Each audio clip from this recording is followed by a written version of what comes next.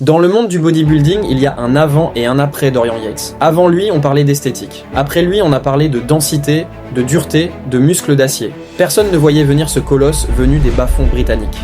Un homme capable de monter sur scène avec un biceps en lambeaux, de verrouiller son regard et de pulvériser ses adversaires sans dire un mot. Mais derrière le trophée, il y a une trajectoire violente et une obsession qui frôle la folie. La rue, la prison, puis le trône. Aujourd'hui sur Raw Files, on décortique le mythe de Dorian Yates.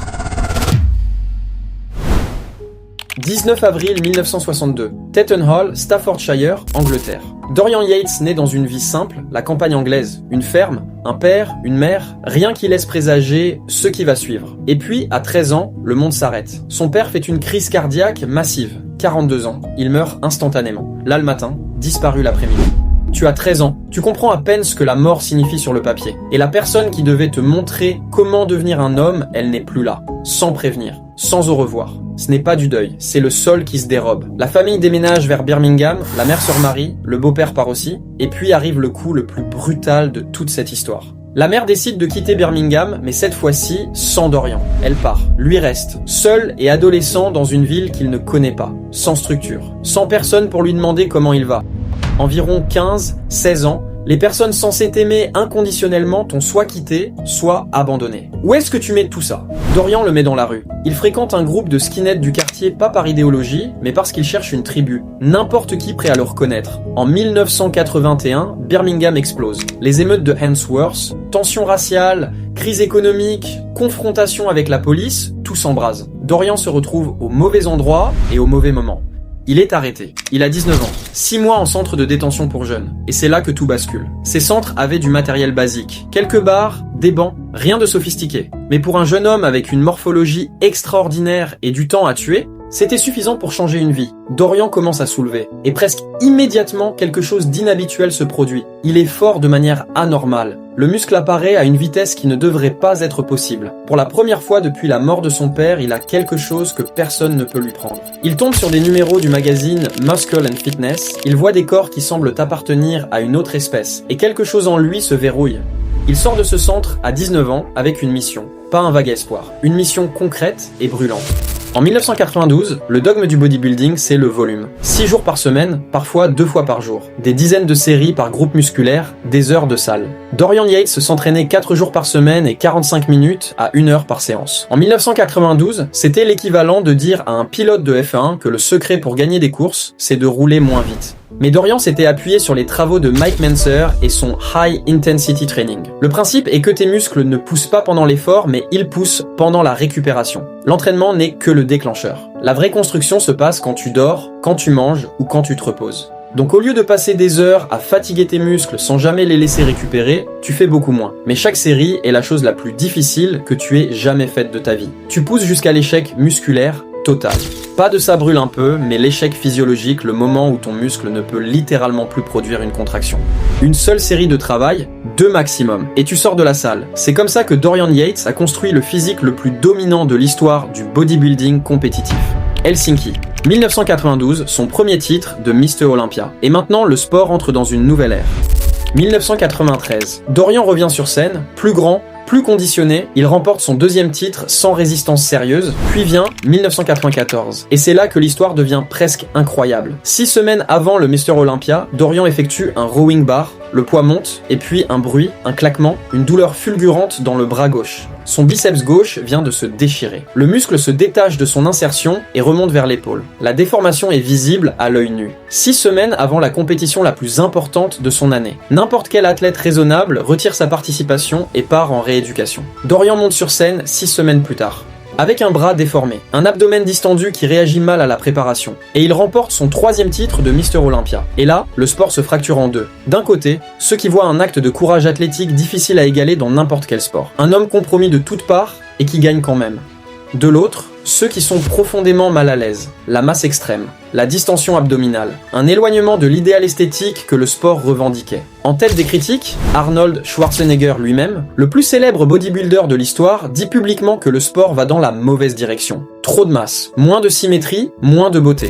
Dorian répond calmement, chaque époque a ses propres critères. Il gagne selon les règles de son époque, fin de la discussion.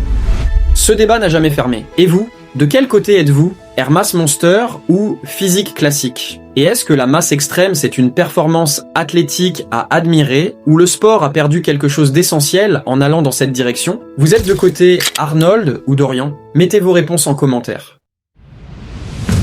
Chaque champion américain de haut niveau s'entraîne à Venice Beach, Californie. Les caméras, les magazines, les sponsors, tout est là-bas. Un écosystème entier construit sur la visibilité.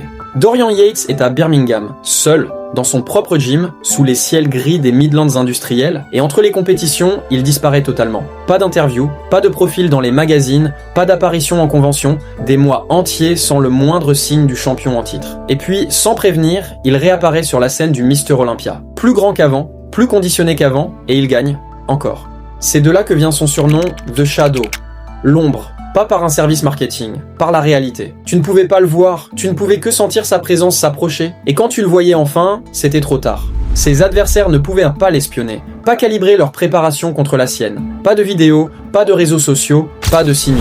En 1995, 4e titre. Shawn Ray n'est pas proche. Kevin Levrone ne comble pas l'écart.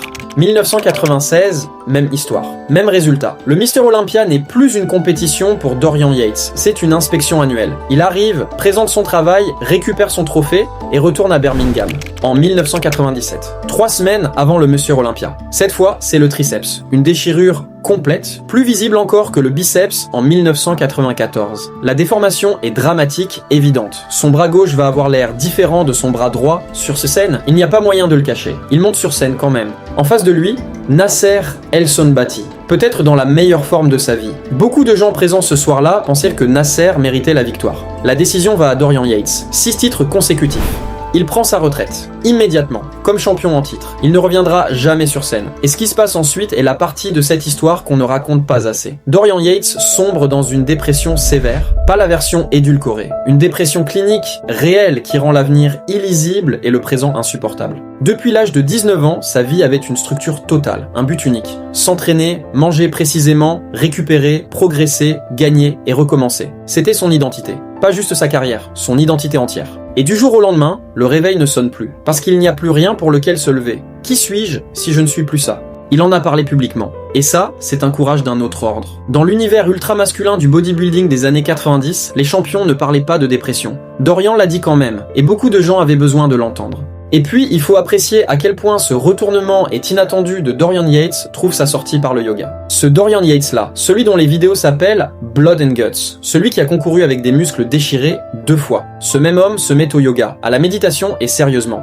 Il va plus loin encore. Il explore l'ayahuasca, cette cérémonie traditionnelle amazonienne qui fait l'objet d'une attention scientifique croissante pour le traitement de la dépression et du trauma. Il en parle ouvertement. Ses expériences l'ont aidé à accéder à des décennies d'émotions enfouies. La mort de son père à 13 ans, l'abandon de sa mère. Ces années a transformé chaque douleur en intensité physique parce qu'il n'avait pas d'autre langage pour l'exprimer.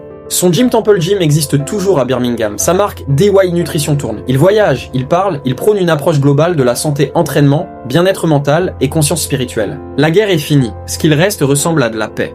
Le bodybuilder le plus extrême de l'histoire du sport finit par trouver la paix dans le yoga et la méditation. Selon vous, c'est le plus beau retournement de l'histoire du sport? Ou est-ce que quelque chose d'essentiel en lui s'est éteint quand la carrière s'est terminée? 6 titres, 2 blessures graves en compétition, champion en titre à la retraite, une dépression que personne ne voyait venir, et une reconstruction que personne n'aurait prédite. Dorian Yates n'est pas une histoire simple. C'est un gosse de 13 ans qui a perdu son père, puis sa mère, et n'a jamais su quoi faire de cette douleur, sauf la transformer en quelque chose que le monde ne pouvait pas ignorer. Une ferme dans le Staffordshire, un centre de détention dans les Midlands, un gym industriel à Birmingham, une scène à Helsinki, et enfin quelque chose de plus calme, quelque chose qui n'a pas besoin d'un trophée pour justifier d'exister. Ce n'est pas juste une histoire de bodybuilding, c'est une histoire humaine. Vous avez choisi Dorian Yates, on l'a fait ensemble. Maintenant, c'est à vous de choisir la prochaine légende. Dites qui voulez-vous voir sur cette chaîne pour la prochaine vidéo. Écrivez votre nom dans les commentaires et le plus voté, on le fera. On construit ce programme avec vous et vraiment merci d'avoir regardé ma vidéo en entier, ça me fait beaucoup plaisir. Au revoir et à la prochaine.